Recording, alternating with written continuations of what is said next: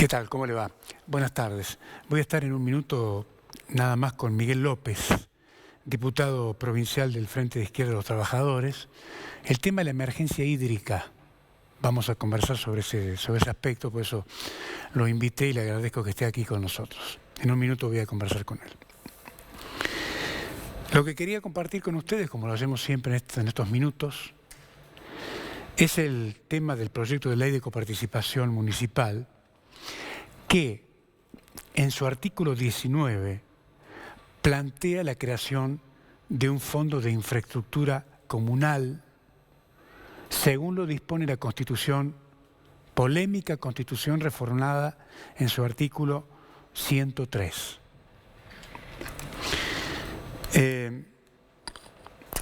La verdad que la implementación de este fondo podría interpretarse, desde mi punto de vista, como un intento por parte del Ejecutivo de seguir centralizando otra vez el control de los recursos.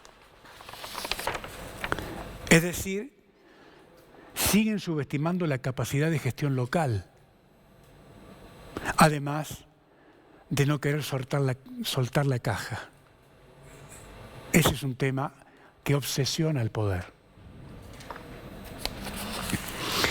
Supongamos que la ley sale. Veremos cómo queda, además, conformada la legislatura, teniendo en cuenta que tenemos una elección próximamente. Pero fíjese que ese detalle no es todo. Tengo un fragmento del candidato a diputado Vicente Casas. Señor director, si lo tenemos preparado para compartirlo con él, tiene un minuto. ¿Lo podemos escuchar? ¿Usted se acuerda de las famosas unidades ejecutoras? Sí. Bueno, ¿en qué quedó todo eso? En un nudo de corrupción que todavía no se sabe nada de qué pasó ni cómo operaba. ¿Se acuerdan, no es cierto? Bueno, esto es más o menos lo mismo.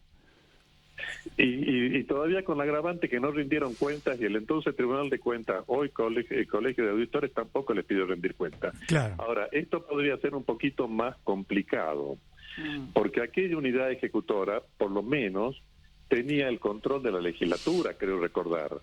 Bueno, aquí creo que no. Aquí creo que en esto que me están comentando, creo que queda más a criterio de del Poder Ejecutivo Provincial. Entonces va a venir el de Humahuaca, que va a decir que necesita pavimentar las calles. Ya tenés la coparticipación.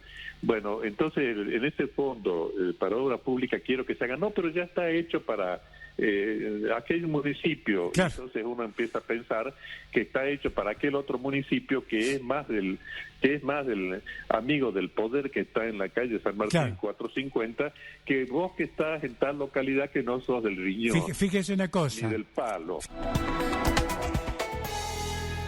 Bueno, es una opinión más, ¿no?, sobre el tema. Pero hay un dato. Es decir, este fondo no va a poder ser controlado por la legislatura. Este es un dato central. Antes, digamos, las unidades ejecutoras, ¿se acuerda?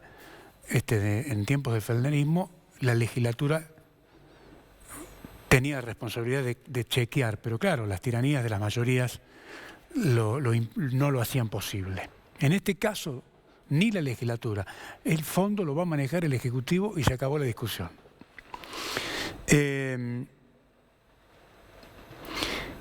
Además, otro tema que realmente es muy preocupante: ¿quién será responsable de licitar las obras?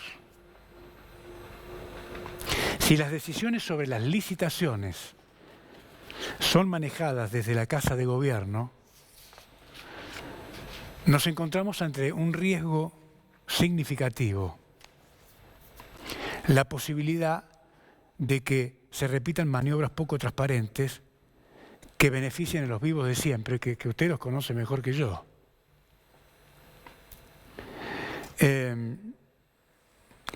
Aquí me parece a mí que lo que se pretende es que las estructuras de poder tradicionales se mantengan intactas, aprovechando la situación para consolidar el control sobre la inversión pública en Jujuy. ¿Sí? De modo que una pequeña pregunta. Entonces, ¿para qué la ley? Si la ley es para darle autonomía a los intendentes, para darle capacidad de maniobra, para que puedan decidir, para que puedan aplicar sus criterios. De modo tal que, para ir concluyendo y ya ir al testimonio con el diputado, ¿esto cómo se interpreta, me parece a mí? En el peor de los casos, como un ejemplo de lo que algunos llaman gatopardismo. ¿Qué significa el gatopardismo? Cambiar para que nada cambie. Por eso hay que seguir muy de cerca este tema. Muy de cerca. No quieren soltar la caja. Este es el punto. Sí, claro, le damos la plata, le sumamos el 15% para que paguen salarios, pero la obra pública la manejamos nosotros. ¿Se da cuenta? Gatopardismo puro. Lo más importante, las licitaciones se tienen que hacer en los distritos convocadas por los llamados a licitación por los municipios. No tiene nada que ver la provincia. Eso es la verdadera autonomía, me parece a mí. Me parece a mí. Se lo dejo para que lo piense, porque es el debate que se viene, ¿eh? Bueno, ¿cómo le va, diputado? Gracias por estar acá. A usted por invitarme y, bueno, salir para la teleaudiencia de Canal 2. Bueno, usted fue el autor o uno de los autores del proyecto de la emergencia hídrica. ¿Es así o si no, corríjame? No. Nosotros presentamos un pedido de informe por la cuestión de la emergencia hídrica, referido primero a la falta del acceso a agua potable de las barriadas de San Salvador y Palpalá. Y a qué desperfecto, de dónde partía esta problemática que mantuvo en vilo a la población, ¿no?, de las barriadas populares. Y después presentamos otro proyecto acerca de también un pedido de informe en relación a las obras que debían haberse realizado para prevenir lo que fue finalmente el destrozo, el desmoronamiento del puente en Huayco. En ese marco presentamos también, ya más para el interior, un proyecto ya de ley que refiere a las defensas de los ríos más caudalosos que tiene la provincia, como es el río San Lorenzo, entre Libertador y Carilegua, en ese tramo, y el río de las Piedras, que es el límite de Salta y Jujuy del lado norte, entre Yuto y la localidad de Urundel, que también está bastante deteriorada por desmoronamientos que provoca la erosión de las correntadas de agua en las crecidas que se dan en verano. Cuestión que ahí entramos en una polémica con el Ejecutivo, que no es algo natural solamente la situación que vivimos en este verano o en los anteriores.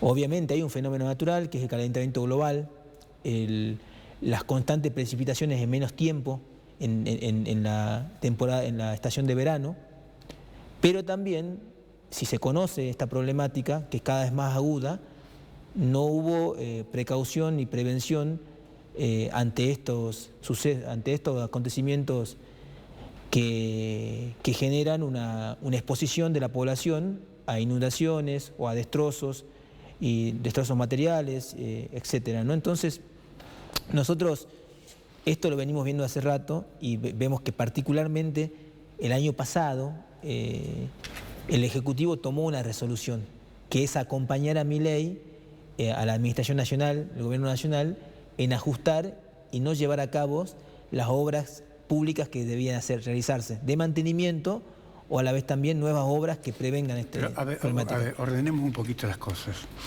Digamos, el mantenimiento de las obras o que hay que hacer nuevas o que hay que reparar, lo que sea. ¿Hay un presupuesto para la Dirección de Recursos Hídricos o no? Ese es todo el dato, ¿no? El año pasado fue de 0 peso, a nivel nacional lo que destinó el gobierno para obras hídricas, obras de infraestructura hídrica. Sí. El gobierno provincial a esta asignación de fondos no lo cuestionó nunca. y al revés, peor aún, paralizó todas las obras referentes a esta problemática y otras también, ¿no? Por ejemplo, todo lo que es la obra del hospital de Libertador General San Martín, de hospital regional Oscar Orías, que se construyó también luego de un temporal, se propuso construir después de un temporal que había destruido todo el techo del viejo hospital, se paralizó la obra y lleva un año de paralizada. Y ha empezado a mitad del año pasado a tomar nuevamente forma, pero a media máquina, como se dice popularmente. En vez de estar contratados 100 operarios, han estado contratados 20 operarios para llevar unas mínimas tareas. Y todas las contratistas que estaban a cargo la mayoría de las contratistas que estaban a cargo de la obra, se han retirado del lugar por falta de pagos. ¿Sí? Eso en cuanto a la obra. Y las otras obras que estaban anunciadas, usted ingresa por el acceso sur al Libertador General San Martín, va a ver como 4 carteles grandísimos del gobierno provincial y del gobierno nacional. Bueno, esas obras no se llevaron a cabo ni siquiera, como es, por ejemplo, la planta de tratamiento de residuos cloacales, desagües pluviales, ahora, etcétera. Esta problemática viene, es decir, no nace con Sadir. Esto viene de Gerardo Morales. Esto viene de arrastre porque... ¿Es cierto? Es decir, ahí no existía Milei. No, viene de arrastre una práctica que ahí sí vamos al tema de nuestro posicionamiento respecto a la ley de emergencia hídrica y al decreto, que es que en el año 2017, luego de lo que fue la inundación, el alud en Volcán y en Tilcara, el gobierno provincial hace una compra de maquinaria, palas, retroexcavadoras y el ministro Risotti. Y parque automotor. Claro. La exponen durante un mes en todo lo que es el playón de la 19 de abril. Sí. No sé si hubo incluso chaya acerca, pero fue así, bien pomposa la presentación de las máquinas. ¿Y qué pasó con esas máquinas? 110 millones anunció el gobierno que invirtió en esas máquinas. Esas máquinas, nosotros ya desde el año pasado tenemos denuncias de personal técnico y obreros de recursos hídricos que denuncian que no hubo mantenimiento en las mismas y que están atadas con alambre las que andan y muchas otras están en galpones, en talleres inutilizadas. Entonces, si no hay mantenimiento de esa inversión que hizo el gobierno, claramente hay un desguace, hay una desinversión que permite que ahora permite que al tampoco haber obras, cuando surge una situación de este tipo de emergencia, que estamos todos de acuerdo que hay que auxiliar, que hay que reparar, el gobierno no cuenta con las máquinas. Entonces, ¿qué plantea la emergencia hídrica, la ley, en sus dos principales artículos? El artículo 3 y el 4. La contratación de maquinaria, habilitar a terceros. Claro, habilitar la contratación a terceros de maquinaria. Pero no es más caro, no es más barato reparar las máquinas que contratar a terceras personas para hacer el tema. Pregunto. El artículo dice: facúltese de la adquisición y o contratación de maquinaria para resolver la situación de la infraestructura de la provincia dañada. ¿Ustedes indagaron sobre esto? No, obviamente. De hecho, el pedido de informe se lo respondieron ya o no? El pedido de informe no lo respondieron, ya tiene 2 semanas. El pedido de informe plantea esto. Primero, que infórmese a la legislatura del estado actual de la maquinaria, de recursos hídricos y de infraestructura. Y infórmese de las condiciones del personal también, porque también hubo un éxodo de técnicos que por diferentes presiones, por precarización laboral, no están más. Hay ingenieros que podían estar aportando su capacidad, que no están más. ¿Por qué me dice que se alejaron? Por persecución, por precarización laboral y también obreros. Dado que cuando surge la emergencia, al no haber mantenimiento, hay una presión sobre el personal para que cubran baches, cuando el gobierno no ha invertido en lo que respecta al mantenimiento. Y los proveedores de piezas para el mantenimiento de estas máquinas se le adeuda.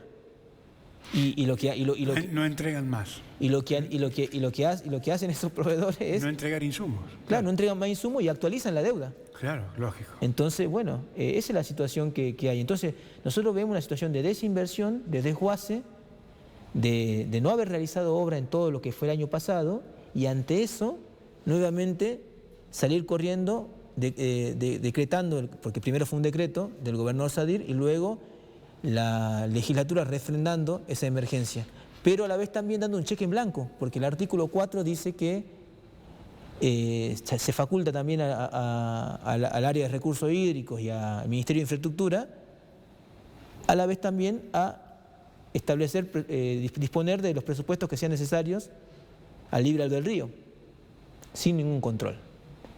Entonces ahí a nosotros nos surge el planteo, que por eso preguntamos, por eso pedimos informe, acerca de si este gobierno también nos está haciendo de una patria contratista propia, es decir, de empresarios del rubro que van a lucrar ante la falta de financiamiento estatal. Claro, toda emergencia es un negocio, ¿no? Sí. Es decir, es decir, el término emergencia es un sello. Sí. Pero detrás de eso hay un negocio, se aprovechan para hacer un negocio. Pasó con la pandemia, con muchas cosas. Sí, desguazar para luego llamar a terceros. Correcto. Sí. Ahora, ¿y cómo sigue entonces el tema? Nosotros estamos planteando con fuerza el tema de cómo se ha venido abajo la infraestructura de la provincia, cómo se ha dejado desfinanciado de parte del gobierno, y lo peor aún, es un gobierno que cuenta con superávit. Que este es el otro elemento. Correcto. Es un gobierno que no ha realizado la obra, que ha desguazado el parque automotor y la maquinaria, pero como contradicción ha anunciado el año pasado y este año que tiene superávit. Es decir, no solamente los estatales dicen tienen superávit para dar un aumento salarial, sino que también los vecinos tienen que decir, si tienen superávit, ¿por qué no realizan las obras que prevengan situaciones como estas? Que son previsibles. Yo daba un dato cuando intervine en la legislatura, la sesión anterior, pasada. En 2020 fue el desmoronamiento del puente del río Sora. Mantuvo incomunicado 15 días a la población del ramal. En 2023 fue el desmoronamiento de 50 metros de defensa del río, del río San Lorenzo, en Ledesma y Calilegua. La defensa se cae. Se derrumba porque no tiene mantenimiento. Y lo que ha hecho todo este tiempo el gobierno en materia de recursos hídricos es solamente redireccionar los ríos a través con las máquinas y con lo que es la puesta de gaviones. ¿Y eso qué consecuencias trae? Y pate de gallo, ¿sí? ¿Eso qué consecuencias trae? El redireccionamiento del curso del agua. Es un paliativo. No resuelve la problemática de fondo, porque lo que ha ocurrido también es que la densidad poblacional a la vera de los ríos es cada vez mayor, porque al no haber un plan de obra pública, los asentamientos proliferan al borde de los ríos, en una zona inundable, como es el caso de Libertador General San Martín. Y allí nadie prohíbe nada, nadie controla nada, parece ser, porque la gente va y se asienta. Tampoco esa es otra falencia también. No, es que ocurre que todo alrededor del Libertador General San Martín es propiedad del ingenio. Ajá. El ingenio en el año 2008-2009 ha previsto tres entregas de terreno. El último fue que hubo que movilizarse para poder conseguirlo, que fue el 2011, que fue producto que hubo represión y que fueron la mayor cantidad de hectáreas que se consiguieron para lotes y para viviendas. El barrio El Triángulo, de hecho uno de los barrios que se consigue en base a ese reclamo, después de 3 muertes de jóvenes trabajadores, muerte de un policía incluso, es parte de los barrios que son damnificados de esta situación de falta de defensa del río. Claro. ¿Por qué? Porque ese triángulo está a metros del río San Lorenzo y sin defensa. Ya ni siquiera una defensa dañada, no tiene defensa siquiera. ¿Por qué? Porque esa zona comúnmente no tenía defensa, porque antes no había población en esa zona. Ahora que hay, con más razón hay que construir una defensa. Y del lado de Calilegua, Ledesma ha entregado viviendas, pero no tuvo en cuenta la defensa del río.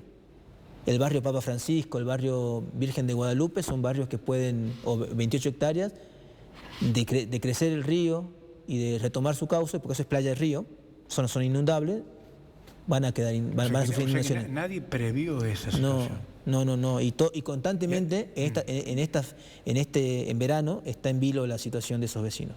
Ahora, esto pasa solamente, digamos, creo yo, no pasa solamente allí, en este lugar que usted está describiendo, sino que pasa en todos lados. En diferentes puntos. Bueno, lo de Guayco es también un caso. Claro. Años anteriores se veía cómo las intensas lluvias generaban un desborde de los arroyos. Y bueno, finalmente ocurrió la erosión y el derrumbe del puente. Sí, pero claro. ya se había inundado antes. Claro. Entonces la situación esa es la falta de prevención, la falta de precaución ante situaciones como esta y la falta de inversión en obras, cuando a la vez también se anuncia un pomposo superávit fiscal. Por eso nosotros decimos, no es tan distinto en ese sentido a la Administración Nacional, que ha destinado 0 pesos para obra hídrica, sino que en ese sentido lo acompaña Sadir teniendo un superávit y no destinándolo para obras básicas. Digamos que ni reconsideración de salarios públicos, ni inversión en obras fundamentales en materia de infraestructura. ¿La plata dónde va? Claro, lo que permitiría a su vez otra problemática, atender otra problemática que tiene Jujuy, que es la desocupación. Porque si habría las obras necesarias, también generaría trabajo para un sector. Sí, para el sector de la construcción. De construcción, Estamos de acuerdo. Que está reclamando hace tiempo también trabajo genuino. Después hay otro aspecto, ¿no? que es lo que también generó la erosión, que es las grietas en los 3 puentes, que ya es un peligro para la vida de los automovilistas, que están entre San Pedro y Libertador General San Martín, en Chalicán. ¿Sí? El puente del río Negro 3, que está totalmente agrietado, se denunció por redes sociales y no hay solución para eso. El problema es que cuando llega la solución es un cheque en blanco para el gobierno. Y por eso nosotros no hemos apoyado que sea un cheque en blanco para el gobierno. El bloque nuestro se pronunció por no apoyar un cheque en blanco para el gobierno con una emergencia hídrica que abre el negocio para empresas de tercero. Bueno, están esperando ustedes que les respondan entonces el pedido de informe, ¿no es cierto? Que nos respondan el pedido de informe y hemos presentado un proyecto de ley propositivo para que se lleven a cabo las obras de defensa en estos ríos caudalosos para prevenir a la población de inundaciones. ¿Cuáles son las prioridades de esa ley? Fundamentalmente que destinar el presupuesto necesario para que justamente se haga la defensa y de faltar presupuesto planteamos que se lleve adelante un impuesto a la agroindustria de la región, que se ha venido beneficiando de esas aguas históricamente, que aporte para poder conseguir, si es que al gobierno con su superávit no le alcanza para hacer la defensa. Claro, claro, correcto, pero si el gobierno tiene superávit, claro, ¿para qué generar más asfixia a los sectores de la producción? Que están reclamando precisamente eso, que le quiten impuestos para poder producir. El planteo... ¿Se entiende lo que digo? Sí. Le planteamos por eso. Eso fue lo que... Pero porque el gobierno dice a veces que tiene superávit, por momentos después dice no nos alcanza. Entonces, bueno, dejarlo abierto como una posibilidad de que la obra no signifique un ajuste al bolsillo de los usuarios, de los sectores populares, ¿no? Porque bueno, vale decir que en la zona del ramal la agroindustria es fuertísima, no solamente en la propiedad de la tierra, hay mucha concentración, sino también el uso indiscriminado de los recursos del agua dulce. Entonces sería un aporte que tanto la defensa de los ríos, que aporten para un impuesto especial para la defensa de los ríos, y también para los puentes que están totalmente deteriorados. Los puentes son de una calzada. Los carteles dicen pase uno por vez en los puentes del ramal. Es increíble. Es un peligro para la vida y hubo muchos choques ahí. Claro, muchas muertes. Usted me cuenta, me acerca estos datos y uno piensa que simultáneamente funcionarios del área de turismo viajan a Europa, a Madrid, a Berlín, con todo lo que significa el gasto, a vender una provincia que no tiene infraestructura. Totalmente. Es todo al revés. El corredor bioceánico. Antes. El corredor bioceánico. Antes hay que arreglar todo antes y después salir a ofrecer. Si no, la gente viene una vez. No. El intendente de Libertador, Oscar Jayá, viaja por los diferentes puntos de Paraguay puntualmente a tratar de que se avance en lo que es el corredor bioceánico, pero no problematiza esto, que en la ruta 34 es un peligro mortal, esos 3 puentes que solamente habilita el paso de uno por vez. Cuando es una ruta que se ensancha y pasan camiones, los llamamos mosquitos, que llevan auto encima, y grandes camiones de carga, camiones de combustible, y a la vez también el vehículo de auto. Me dicen, no sé si será para contemplar este tramo que usted está marcando, pero el BIT ha estado haciendo aquí una auditoría, ¿no es cierto? Sí. Para poner una plata para que se revea todos los problemas de infraestructura que hay, ¿no es cierto? En el marco de lo que es el corredor bioceánico, ¿no es cierto? ¿Sabía usted esto? Sí, pero ocurre que la problemática de la Ruta 34, de la ampliación de la Ruta 34, es una habilitación de presupuesto que viene del gobierno de Macri ya. Ajá. Y no se ha llegado a concretar. El primer tramo fue hasta Güemes y bajo este gobierno está llegando hasta San Pedro. Entiendo. Pero no ha avanzado sobre esta zona y no se sabe qué recorrido va a tener todavía. Pero en medio de esto se sigue usando los puentes históricos. Sí, claro. Estos 3 puentes históricos que son un peligro para la población. Así que ese punto hay que tratarlo con fuerza, porque aparte de lo que decía, hay superávit en el gobierno provincial, pero a la vez también hay superganancias de los empresarios de la región. Budeguer, por ejemplo, no paga ingreso bruto en la provincia. Budeguer, que está administrando el Ingenio de la Esperanza.